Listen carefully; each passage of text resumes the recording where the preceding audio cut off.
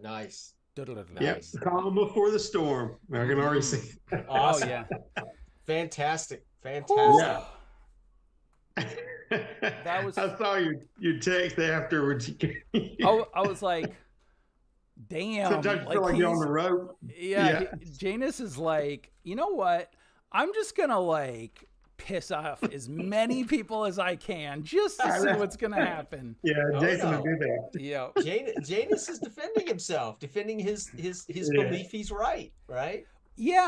yeah. Well, I was and like, I mean, I yeah, hey, I he's gonna get acted, strung up. Janus acted yeah. in good faith that he was doing the right thing. Well, and what was You're like, really funny, what was bending my mind is like, I was trying to think back and I'm like, I think Yami acted first. Like, I don't He think did. that, yeah, But I told him to. I Yeah, said, yeah, you bring me did. that man by any means But necessary. I was like, damn, Right. did the Dane actually do anything in He just witness of defended others? himself. Right. And so I was like, oh no, like, this is going to go Mhm. bad. Like, he's going to, But yeah. So that doesn't change yeah. Janice's idea that he's wholly knows Oh, that this bastard's up to no good. yeah, Right? 100%. Yeah. I may be and- wrong, but we go through life that way all the time. Well, yeah, and it's the idea, the injustice of the those of wealth and power being able to, basically play by a different set of rules, right? Sure. Whew, that was bananas. That's awesome. Yeah, Yeah, but again, this is why we go naive narrator. This is why we have already we already earned a space. We've already got context. We've already established characters. We've already established what's happening. mm-hmm. And no way did we know that was going to end up in a court, a court of the Lord. That was so crazy. This is Yeah. what's so amazing about naive narrator play. I can see the Right. sweat going off. Yeah, dabbing you. I know. I was like, damn it, what is he doing to me? I'm like, this is crazy. Got me on the Yeah. I mean, I mean, like we have screaming no up. clue where it's going, right? Well, It's just yeah. Yeah, amazing. put him in the stocks. I was like, yeah, put him in the stocks. Yeah, that was crazy. Yeah, and I'm sorry, I couldn't think of the right word, but it was like the stockade or what is it called? But Yeah, yeah. When you essentially, said it would have stocks, I been. was imagining hanging. Well, and Literally, your that's head what and I your was arms. thinking, but I was like, but Yeah. you're not going to hang. It's just that's where they would put somebody before the hanging, right? And so, like, Right, as they're getting right. ready to do it, because you want to have a spectacle, Or just punishment. right? They might Right. hang there for 4 days while people Oh, throw that's shit at them. That's true. Yeah, And then they're free, you know. they could It just crucify depends on you. what Yeah. I mean, that could be fun too. But Oh yeah. Ooh. Right, yeah. The Romans that- would. The Romans would. And so I was like, I need to get you out of here. They're gonna strip you down with everything. They call his rings off your hands. oh my god, You yeah. know, you say the stocks, but yeah, this is the beauty of it. You don't have to pull bunches. Like if he's saying that, and when he was like, dang, Dill's got that thing. I was like, yeah, Boethus is literally going to sit back and see how this turns out for him. I almost stayed there, but I'm going to go read that Yeah. just in case I need to pull. If they throw him in the stocks, I have to play that card. I'll let the Lord know. Yep. If something, if we got to put this on the front burner and take care of him later because he's my way up north. But I didn't want to give that to him if I could utilize it for my own leverage. Well, and I really wanted to highlight, and it was interesting how it worked because I wanted to highlight in that moment that Westweld is not bad at playing this game. Like he's actually Well, Janus thinks so. yeah, he's pretty Severely. good at, And he's beginning to see. He's beginning to think Lord Averick and Lord Gatred are right. Yeah. Maybe Well, they're the right side of that coin, right? Yeah. Well, and so Love I it. think that what you said about like you're surrounded by Janus said you're surrounded by vipers, Yes. right? And it was like That was the tell off of what I said. Yeah. Like God's, it was the other side, Well, the serpents. and it was like that's 100% correct, but like you can say that. He can't, even though he knows that's the truth, right? Because he's like, oh God, these are my boys. But yeah, so just like this won't give anything away, but I'll tell you, I rolled. I think the first one I rolled was Vision of Bishop Aethelwald. So I was like, I don't know what the hell to do with that. Really? But okay, Nice. And then I think I did.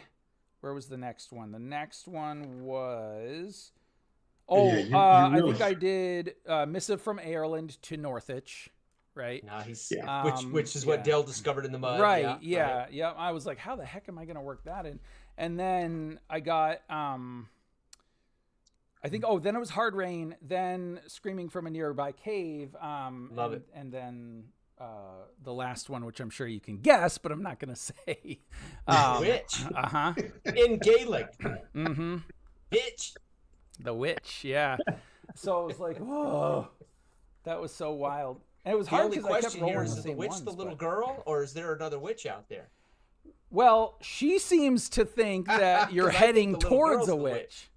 Oh man, yeah. That's what I mean. Really, listen. I never asked Yami, did you kill somebody? She as a witch could have killed those two men, right? So I purposely did not ask Yami, dude, did you kill somebody? I'm like, this is going to throw up another character, because if he takes that ship, I'm be going down there and trying to. I would have literally taken those rings off of him and then paid that ship. That shipwright to take me north. You know what I'm saying? Or something like that. Put it this way. Somebody killed two somebodies in that in that cave. You know what I love about this? Number one, I love that it's completely and there's truth. Once we say it, there's truth. Yeah. Once it goes out there, it's truth. Right. Yeah. But then we don't know anything else. Yeah.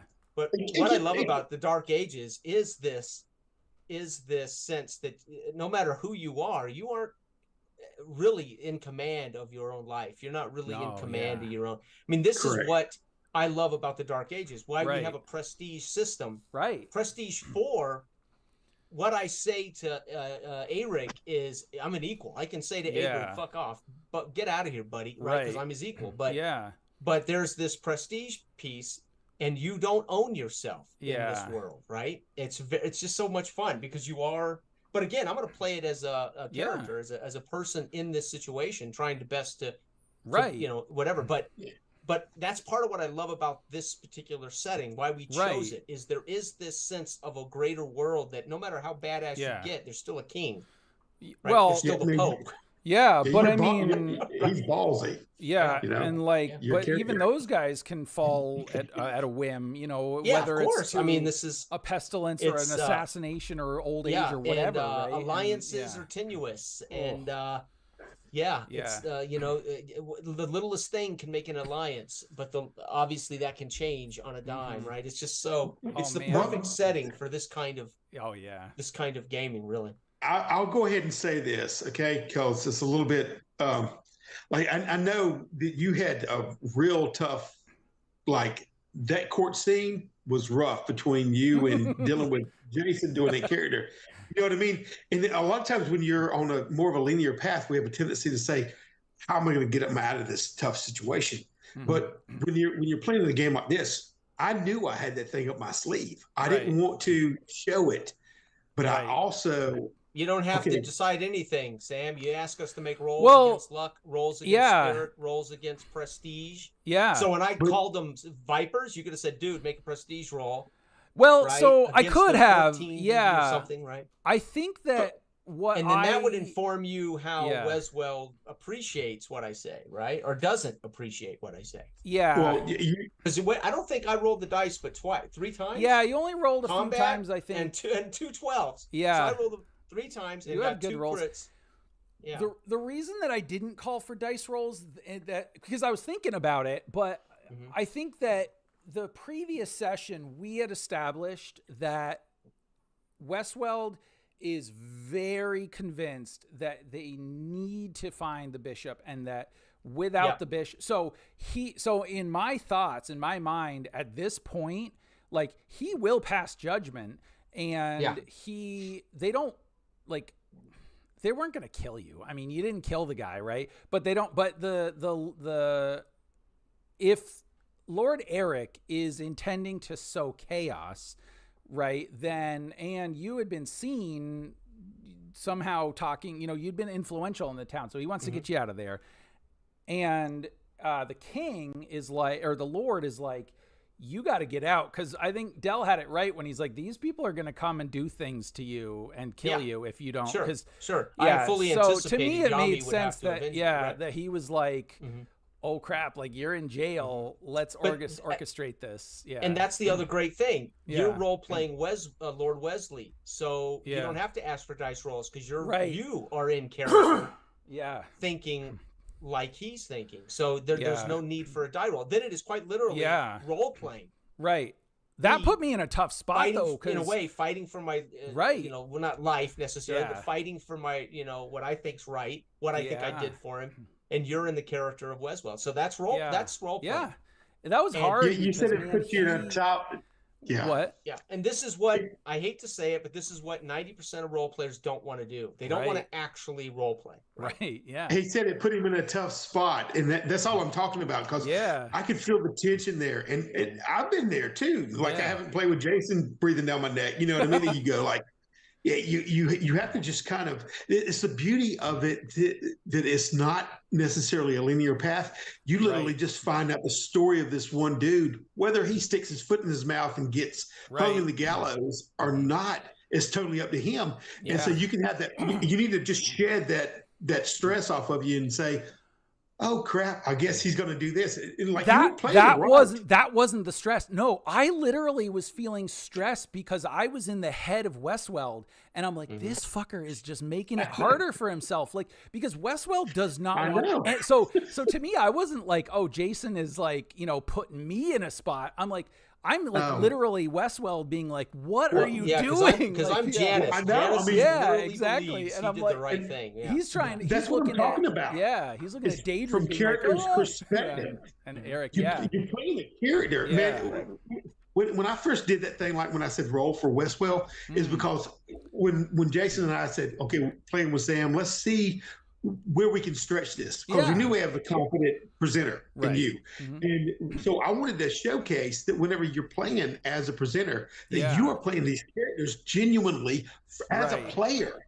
What would they do? And that is what you have to jump in that headspace. And it can get tight in there, especially when you're making decisions. So you just freaking do it. And then, like I'm saying, you don't have to worry about it. Just like take a moment by moment. And I know you know inside of Westwell, whether he's 20 years old, whether he's got to show out the other ultimate, or whether he has to do what he feels is best to this guy that has to go get eighth wall. So it's like that, But the funny thing is, I go off. I'm like, either he's going to get lynched or he'll be in the morning to take me out. And I was like, I'm going to go off and read this, break the seal, read this sucker and find out what's going on. I didn't say a word to my word about that.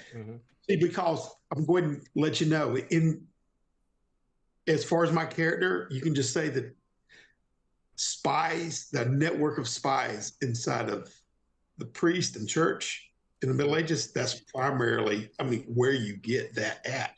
So as far as that aspect of my character folding into play, you know what I mean? And how I would approach a situation or look at it like, okay, what's going to happen if Art's already thinking that. And he's my only ride up there. And I got reasons for going up there myself, aside from Janice needing to go up there and get healed. I could give a hill of beans about that, but I know he's, I don't really know it all that much, but I know I can use him as a tool.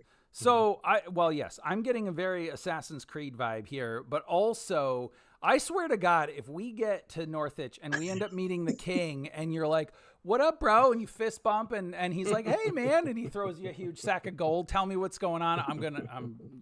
There's going to be lightning bolts and God. But this is everybody's talking about role playing and everybody's talking about how they don't role play anymore. I don't know. That's my point. They don't want to role play. They want to play lip service to being a character, make jokes, make subtle things. And then they want to rely on the dice for all of the actual role play. It's like, well, use the dice when it's something that would be unfair to just declare my character's hung in the. I mean, if you declared Weswell just says, you hang it on. Wow, fuck, I didn't get a roll, nothing, right? Right. But make a save against you're not seeing anybody actually role play out and live with the consequences of actually having to think. Show me a DM that asks a player to convince me through your character, not through your fucking dice rolls. Right. And I'm personally, I'm kind of tired of watching guys just wait to roll dice. I'm gonna go ahead and use bluff here. It's like, wait a minute, why aren't you role playing? Why aren't you? Well, and frankly, in the character's head. It's because in a situation like with 5e, because encounters are structured in such a way, you have to use the rules to adjudicate things fairly. And so, the bluff roll is is kind of the way you have to do it, because what it does is it allows the player to be like, well, but I might not a be bluff roll in D&D. Yeah. I play by the rules, but I demand they role play. Right. We're gonna get a bluff roll. I agree. And what's weird, and I've had a number of people say, you know, different things about this, but they were like, if you speak first and then roll, what happens? Does the DM ignore the speaking part, or does he roll that in as either a bonus and then if it goes bad for the player, does the player then think, well, crap, if I hadn't said anything, would I have maybe passed this check, right? And so so to me, that's where it immediately just sucks me right out when it's like the dice. People say, like you were saying, I like when the dice determine the rules for all of that social stuff. You don't have to role play. Right. Matter of fact, we're wasting everybody's time if you role play when there's social mechanics. Yeah, exactly. Right? When there is bluff and intimidate. Why am I in role playing intimidation when I know it doesn't make any difference how I role play? We're going to be rolling dice anyway. Right, exactly. Right? Yeah, so I've said it before, D&D has evolved away from what it was, a combat game with role playing, into a mechanized, everything is mechanized now, not just combat, right? Oh, yeah. Yeah. Yeah, so, we just adjust the target difficulty for the situation that was birthed out of the role play, and then you roll on that. But that can be inspired by what. So if you're in Weswell's head and we're role playing, and you've set the difficulty for any potential test that might come up, say you set it at 10, because this ain't a good situation for Janice. There's a dead pagan. He's ordered his man. His own aldermen are calling him out. Right. His own aldermen are going, look, you're doing the right thing here, buddy. So I have put Weswell in a very bad spot, not on purpose, but by taking action I thought was good for his kingdom, right? Yeah. But meanwhile, your own aldermen are like, dude, this guy's a usurping son of a So exactly. I'm not thinking that way as I'm playing, but I can look back and say, holy shit, I mean, this is 20-year-old Weswell. So, but let's say you set the target level for any potential test at 10, and I say some things that Weswell says, yeah, that makes sense. I like that. Oh, you got 3 witnesses? Shit, I'm going to lower your difficulty to 9. You got 3 witnesses. Okay, now what they say and what you think they're going to say, that could raise it back up to 10. Oh, wait, Samantha says, dude, okay, I'm lowering your difficulty to 8. Okay. Right, well, then I call them serpents, and I call you out and say, dude, maybe at 20, maybe these guys know better than you. Maybe I'm wrong maybe I judged you wrong. Fuck, difficulty just went back up to 11, right? Yeah, that's why our game works. We're not asking you to roll and ignore role play. We are going to be adjusting the difficulty score. Because you don't want to turn a blind eye to the role play. The role play is that's my point. But the role play is based on him being in character and me being in character. It's going to impact the die roll. Right. Well, I'll tell you what. The difficulty value. Right? I probably should actually have called for some 1 or 2 dice rolls there, but I got so caught up in the role play. I forgot about dice. And you want to know why? And you want to know why it was why we could do it without a die roll? Yeah. Because I didn't lie. Right, exactly. And you didn't lie. You didn't lie as Eric. You didn't lie as Adrian. Everybody was telling the truth. It was like, I didn't lie as Janus. I told the truth. It was the first time in the Dark Ages that nobody lied at all. Yeah, exactly. But this is what's amazing. Yeah. That's how dangerous this situation was for Weswell. Right. My being truthful was harder on Weswell than if I had lied. I know. This would get more credence for the alderman to rise up against Weswell. So it puts him in a precarious situation, not only with Jason's character, Janice going like, that guy's a douche, you don't really know what, and then he can befriend the other ones, and you know what I mean? So you're looking at all this this intrigue. Think about that. We had an entire trial with no dice rolls. Yeah. And none of us attempted to bluff or lie our way out of none of us attempted to manipulate the actual information. I know. To me, that's an amazing role. That's an amazing thing. Yeah. And it was a legitimate punishment. Yeah. I mean, it was, right?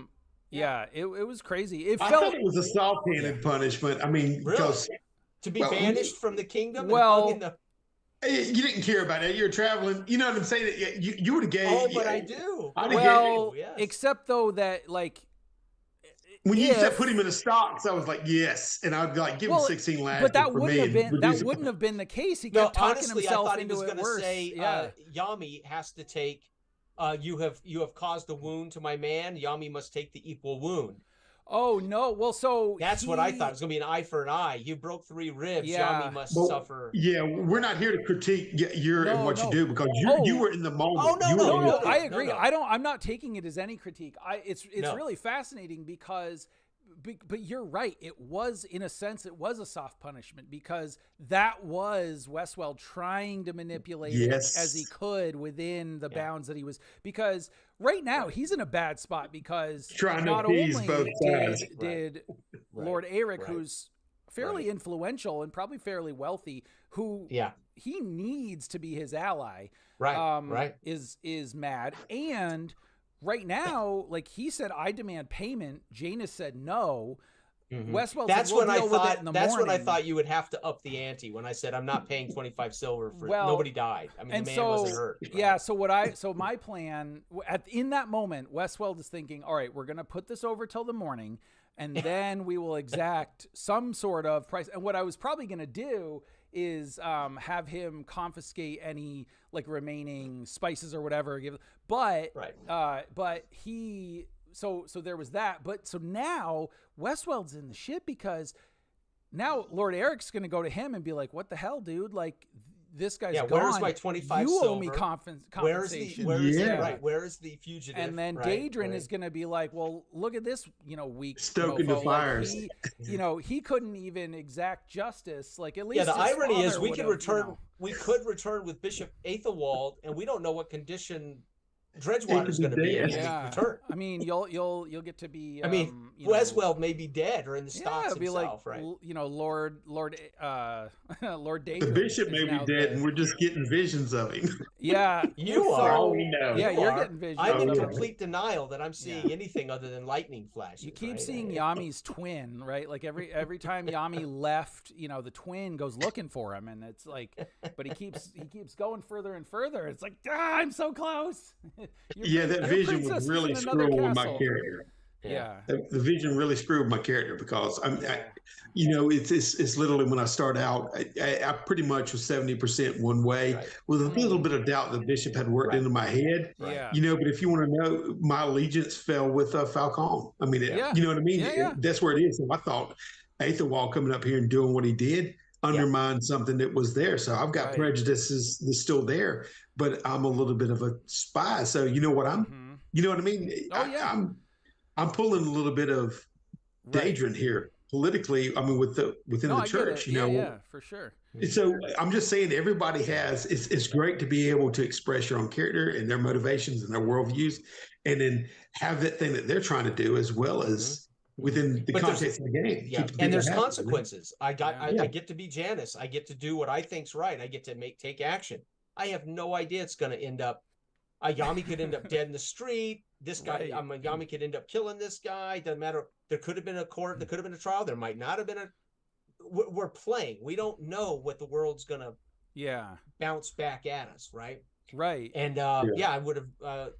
So you may or may not suffer the consequences for being your character. Yeah. Right.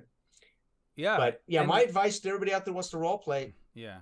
Role play and demand that your players role play. They have to make an effort, and then leave the dice until it's but until it's necessary. You don't really want to role play. They want to play a game with some role playing element. Yeah, and that's fine if that's what you're looking for, kind of a souped up version of a board game. That's okay. Yeah. But that's the thing that I appreciate the most about this system. And I've said this over and over again, and I'll continue to say it.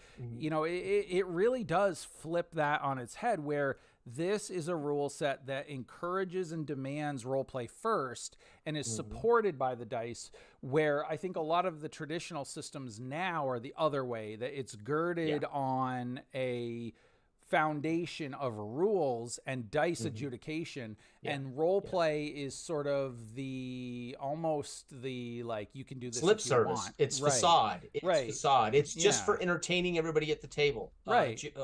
Yeah. But you said it best earlier. What's the point if we're still going to roll the dice? Saying something costs a bluff roll. Not saying something, I would still have to make the bluff roll. Right. So I just want to bluff. I want to bluff this guy. Right. Exactly. Why even role play? Right. So yeah. And that's the question. Yeah. And I think this is what's come from putting these things in, because I have heard this argument ad infinitum. Dude, because I'm not good at that. That's why my character, I can't shoot a gun, but that's why I have a character who shoots. I don't have those skills. That's why I play a character that does have those skills. Well, nobody's asking you to shoot a gun. Nobody's asking you to ride a fucking horse. Nobody's asking you to fly a fucking plane. Right. I'm asking you to be a character. It's called role playing. Right, exactly. Fucking play a character. That's it. That's all you got to do. You don't have to talk.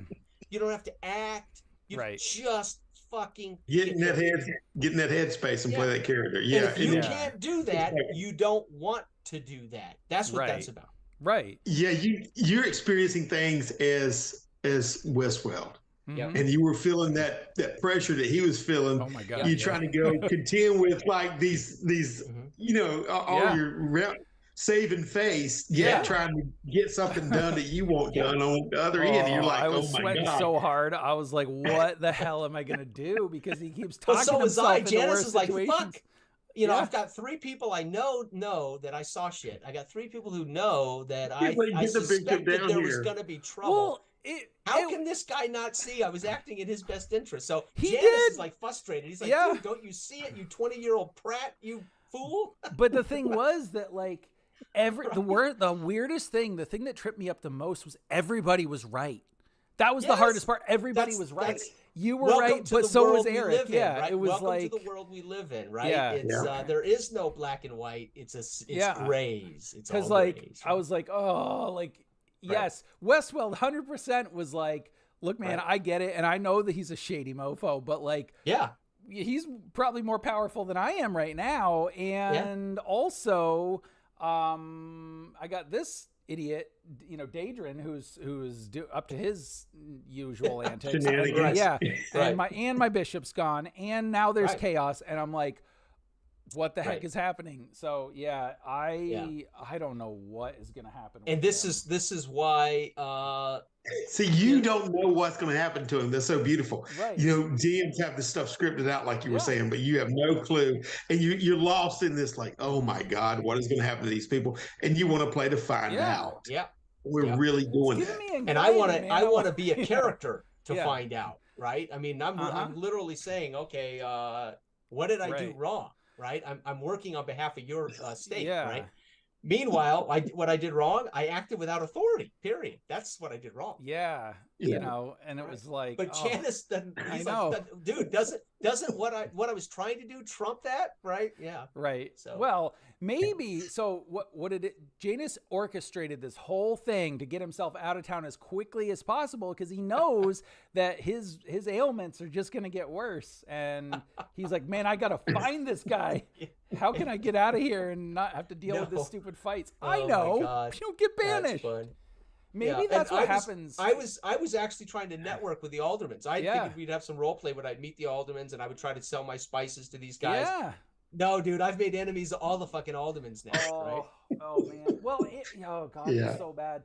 Yeah, and the thing too, I mean, so much for those business deals. Those are fucking gone. You might as well kick me out, because there ain't no business left to do now. I know. Well, and let's be honest. I mean, like, Dredgetown is pretty much a backwater anyway. So, getting up to Northwich, at least like that's a real king. Right. Perhaps. Well, I'll feel more at home. Well, I mean, London's a little more metropolitan. Yeah, to London, some degree. London, Maybe not. Well, London would certainly be the biggest city, and it's. I guess it would be full. So I would feel more at home among a normal court. Yeah. Oh yeah. I mean, my character, not me, but my character. I know it's great that I got a missive too. Oh man. Underneath my robe, Yeah. Not even played yet, but you can just think about the possibilities of that. Pop. Well, we got to play again. We got to keep going. You know that. We're gonna. Okay. Yeah, I fully intend to. What's hard? You're stuck with us for a while, man. Look, I'm good, man. I've taken a long hiatus from running games, and every time I thought about it, I would start to get anxiety, because like I mean, some of the systems that I like do tend to have a little bit more crunch, right? The Genesis or Star Wars, great system, but oh my God, it's crunchy. And Fate in my is opinion, cool, but there's Fate's another hard too, because it's so it's right. it's harder to figure out because they put so much emphasis on the specific wording that you use and stuff. Yeah. And then I'm like, Savage Worlds is awesome, but again, it's crunchy. And so I'm like, I just want to role play, man. Yeah. You know? Well, and so all we need here we go is that moment where Wesweld says, okay, all right, I'm gonna have to decide your fate. And to be honest, you dropped the difficulty a couple notches there, Jason, as Janice, but now you pissed me off by getting the Alderman really riled up. I'm putting it back up to 11, make a prestige check, you know, and 10 plus 2, 12, right? So you would have said, okay, here's your punishment. Yep. And it can still be punished, but it might not have been right. Yeah, and the headsman literally has an axe called the fate of the dice or whatever. Yeah. Yeah, and we were all completely authentic. There was we weren't attempting to lie. We weren't attempting to change the facts. We weren't attempting to. That's what's amazing about it.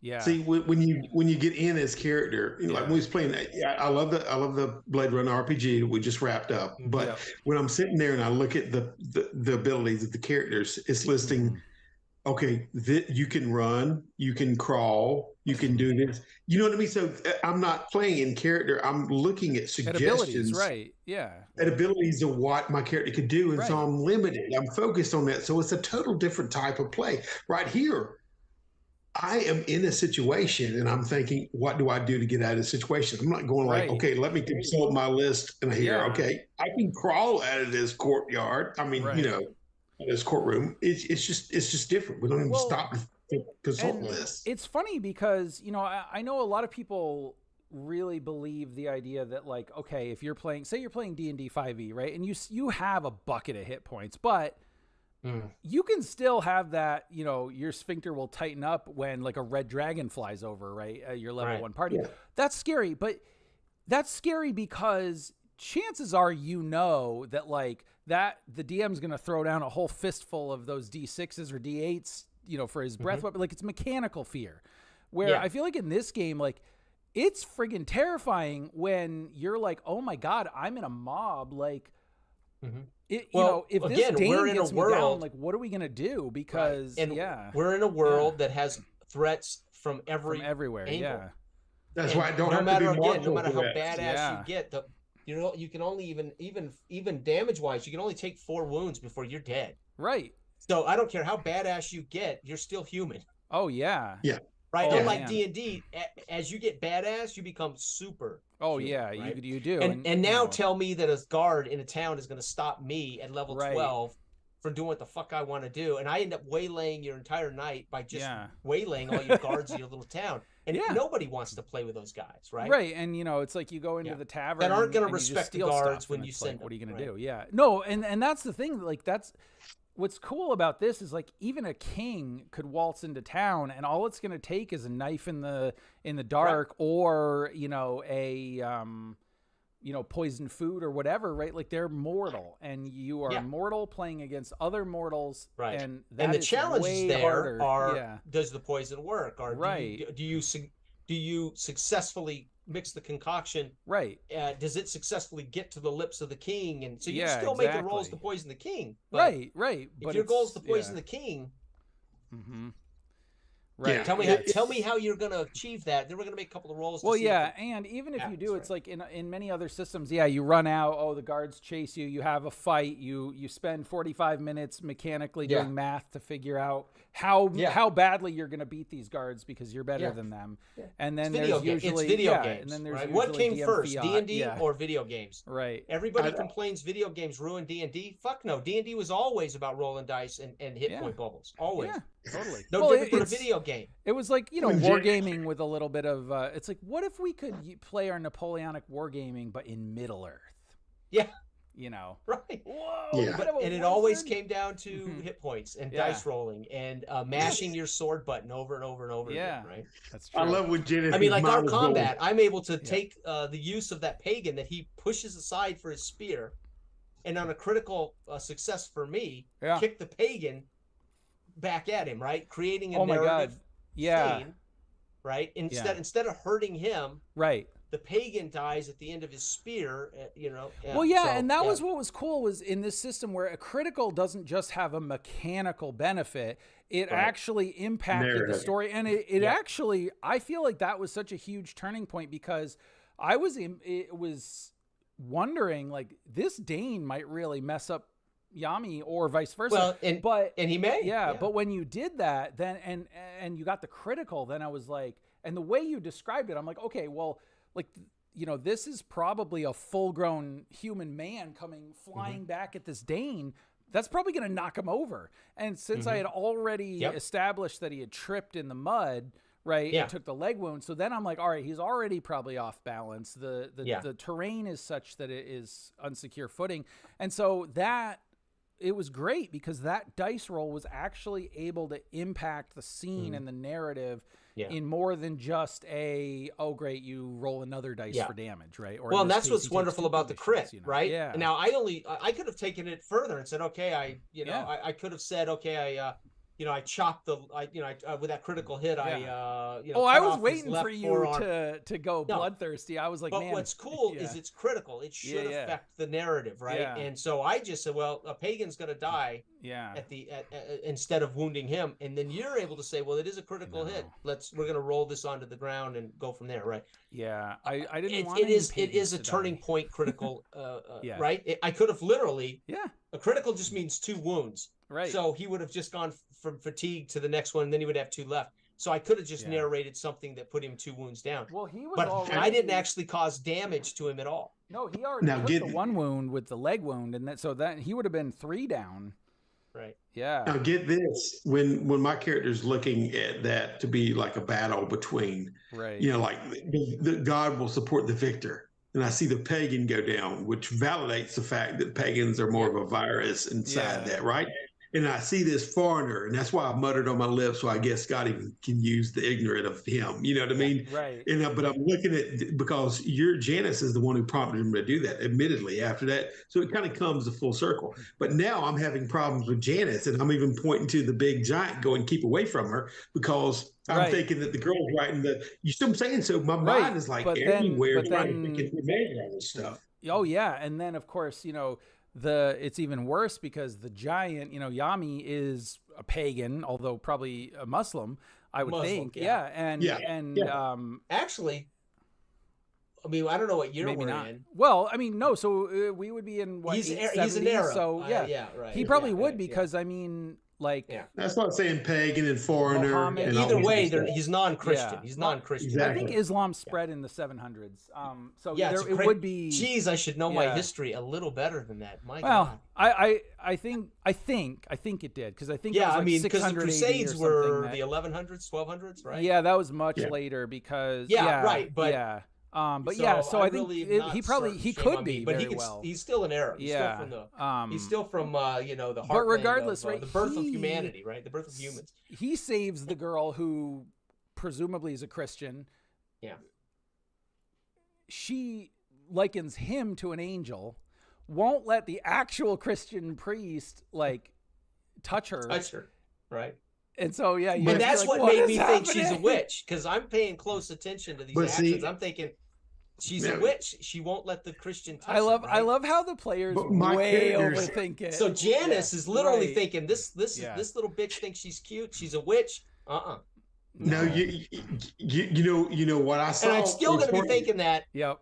Because that's what my character's thinking. So no matter what, come session time, Janice will be on his guard with this little girl, right? Mm-hmm. Yeah, but Boethius looked at her when he was talking to her and conferring with her. She reaches down and draws the picture of the angel. So I'm thinking that she's something special, and she's seen a vision, maybe akin to what I've seen, but maybe something different that she could enlighten me. Mm-hmm. So everybody is getting to experience their character from their character's point of view.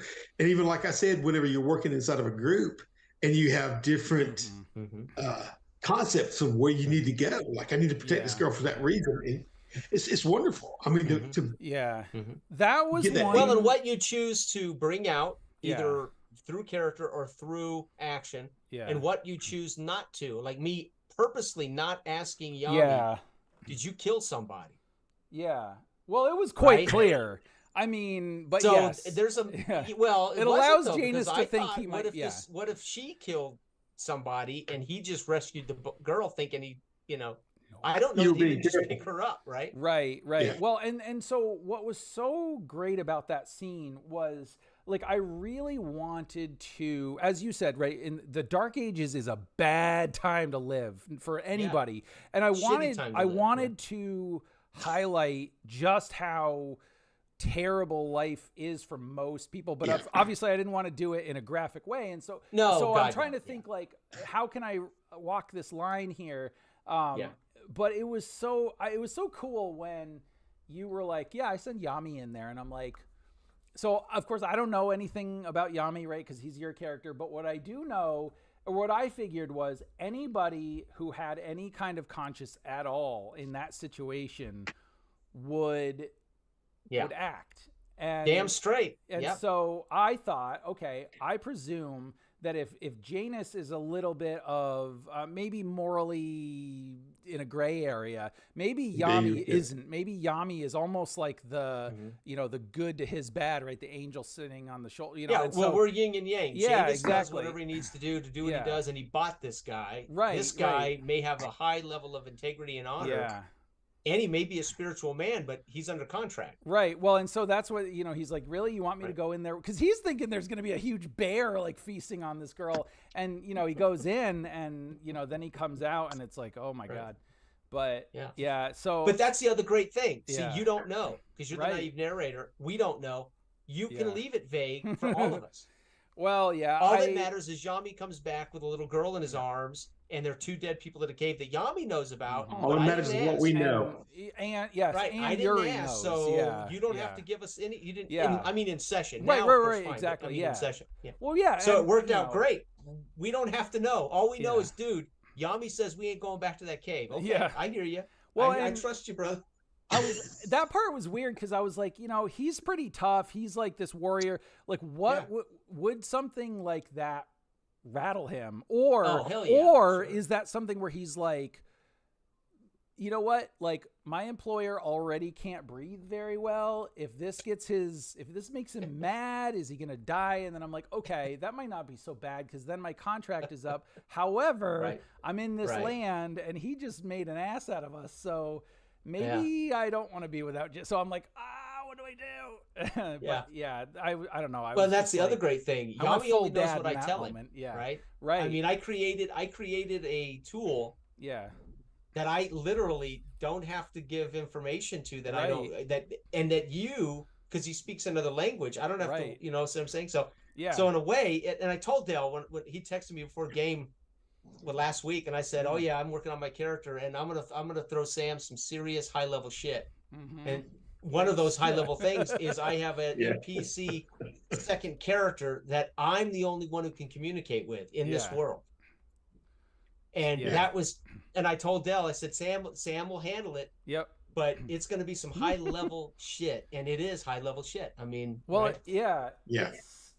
it's really fun to kind of see it as like, what do you want? Almost, it's almost a sentient extension of Janus, but not exactly because it's like it's a second character, but kind of not because of he's the an relationship. NPC. He's technically an NPC. Right. And so, it's fun to sort of like say, okay, you do Janus, or you do Yami, but at this moment I'm taking over, and this is what Yami's gonna do. Yeah, and I was like, what? It was like screaming. Right, but see, what's great about that is because we dictate some of the truth. Yeah. The boundaries are we're in Dredgewater, we're in England where nobody speaks Arabic. I made that clear. My character can't speak their language and nobody else speaks it but me. Right. So yes, you get to play him from his point of view, but he's only going to know what I tell him. And that was nice because which is what's so fun about it. It's challenging you at another level of naive narrator, because you're actually NPCing a guy who can't use any metadata that he hears from other people talking, et cetera, et cetera. Exactly. Well, I doubled that. And I think you've handled it beautifully. And you've handled it beautifully. Well, thank you. Go ahead. No, I was going to say you have. I doubled down on that too. My avenue of approaching that was like I was talking about, real kind of pressing on the fact that you're dealing with NPCs that you have to fully for you to be fully naive, you can't really know what our intent as a character. So you don't see our character sheets written out, our backstories, and you're not omniscient about us. Right. And we're not omniscient about ourselves. We're discovering as we go along. But especially my character was really conflicted. Yeah. And almost under like a double identity. That's what's so great about in-character authentic role playing. You're the only one who needs to know that, Del, because none of us are going to be privy to your internal dialogue anyway. Right? Yeah, that's what I'm saying, and that's what's important. I've given more about it, but it's only to showcase the fact that for the last 2 sessions, that's what you've been dealing with, and you've been handling it. Yeah. You know, and it's really not, because everybody plays typically with a group that are all of one mindset, and you know, as a GM, what you're dealing with, and people and having a role. I am the tank. I'm the healer. I'm that. You play this role, but you don't role play characters. Right. There's no character development other than just the tertiary little. Yeah. You know what I mean? Leveling up. There's the mechanical level up. That's your actual evolution. Yeah, and I went from level 1 to level 2. And it's like you can have those moments where you have very much like this style of roleplay in other systems, but it's so rare. For years like this. I love basic fantasy. I ran basic fantasy for years, locally and online like this. Yeah. So, but there was no prestige, and the world itself wasn't restricted. So part of what makes this game work is the actual conceits of our world. There is this class structure, law. Right. Is it the rule of man or is it the rule of law? Well, there's law, but there's still a lord who can usurp the law, right? Well, and he could say to his alderman, he acted in my best interest. Janice Neal, I'm going to knight you as one of the men of my court. He literally could have said, screw the law. Right. I am the law, right? Yeah, exactly. I am the law. Yeah. You said, hey, make a prestige roll, and I rolled a crit. Yeah, that might be what that looks like, right? Right.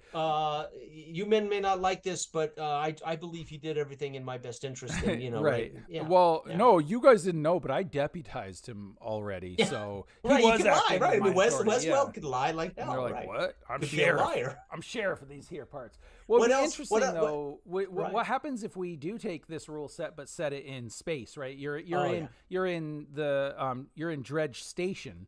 Right, in the in the Ungland system, you know, the ship of Dredge. Right, Dredge ship, you know, you're and so at some point Dredge. I might have to try that and just do like a space one. Well, so how would I do it in space? I would do it in a military protocol.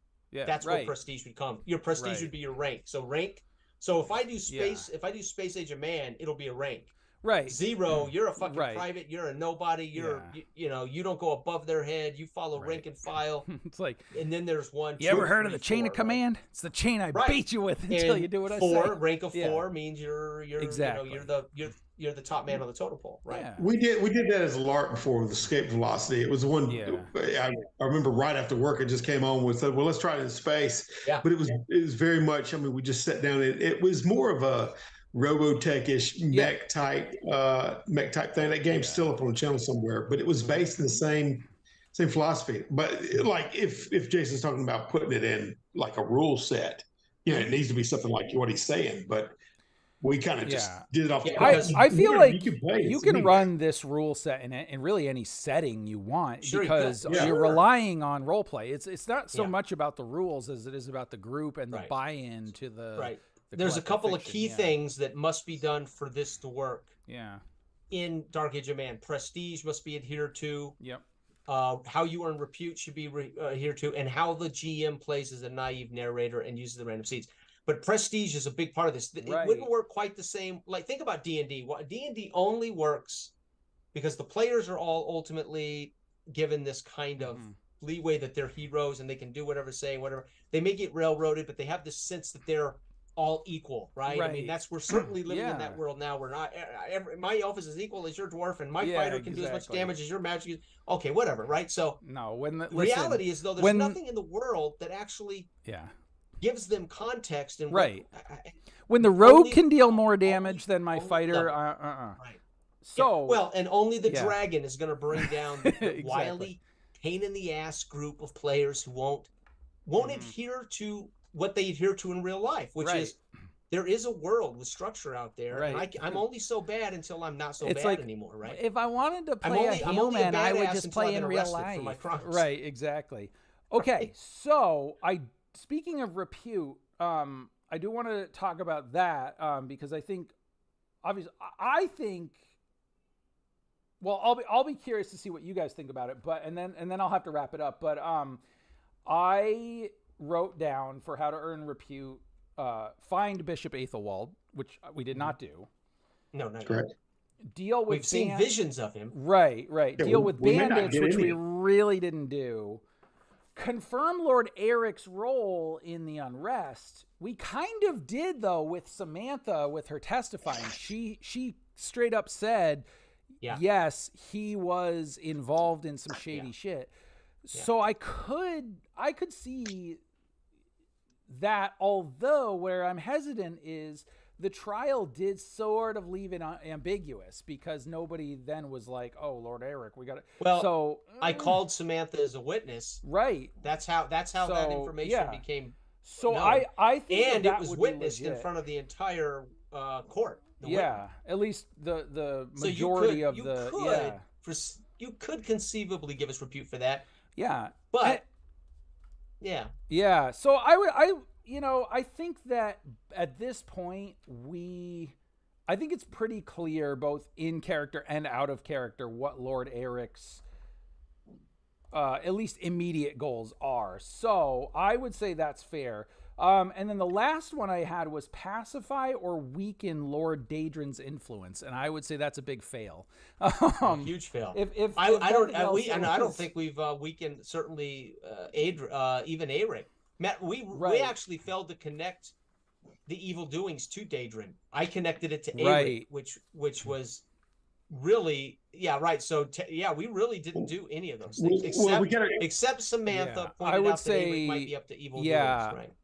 We got to realize that it's so malleable and views change. Yep, right. Like we've watched the characters do this, so all of a sudden, Jason's character is now looking in the positive toward that. Does that mean he's not going to refute as long as you quantify something being right? If we put down Daedrin, you know what I'm saying? So you're going from your perspective is like an initial thing that we need to do that. So what is good and bad? Because generally, because I can have, like I would say, ill repute. Or good repute is the renown that you have, and you're just being known for something you did, whether you're Robin Hood or whether you're seen as good or bad by either body. So the moral context shouldn't really apply that much. You know what I'm saying? Right, you're right. And I remember Jason in our campaign did give out ill repute at once or twice. I remember. Yeah, we reduced your prestige to -1 for killing Martin in front of God and everybody without explanation. Yeah, and this one. So, for instance, my prestige is 2. Yeah. But you could, because I am now an outlaw, I have literally been cast out as an outlaw. You could, in Dredge County, my prestige could be a 0 or like a peasant. Right. Nobody would, right? So you could actually make a stipulation. If you're in Dredge County, your prestige will be 0, right? Yeah. I'll say that you can do things like that. I'll say this. If you make it back to Dredge County, because I'm dying. I don't know. My character's dying anyway. I don't know what's going to happen, but with these random seeds, the vision that I'm getting of what's going on, like we're starting to get to the point where it's the big level stuff, right? Sure. And so so I think with that, I will have to end it. But I very much appreciate you guys playing. I think we'll be on a little bit of a hiatus, but we'll come back sometime in September, I think. Oh, yeah. And hopefully we can, start figuring out where our good bishop is and what's going on with him and all that. And see the machinations of all of these evildoers playing out. Yep. And hopefully have a lot more discussion about naive narrators and character first, fiction first, roleplay, baby. Exactly. Yeah, you're doing a fantastic job, Sam. Seriously. The first session was fantastic. This was 3 steps above the first session, dude. 5 steps above. Nice. The first session was great because we were in that's what we're trying to tell you. Yeah. We're throwing some high level. As far as us been playing this for 2 or 3 years this way, and we had to step up. You're handling some heavy stuff, some heady stuff, and doing it really well. Well, I certainly did not expect to have a courtroom drama, but it goes to show the flexibility of the system. So with that, I will say goodbye to everybody and thank you again to my players.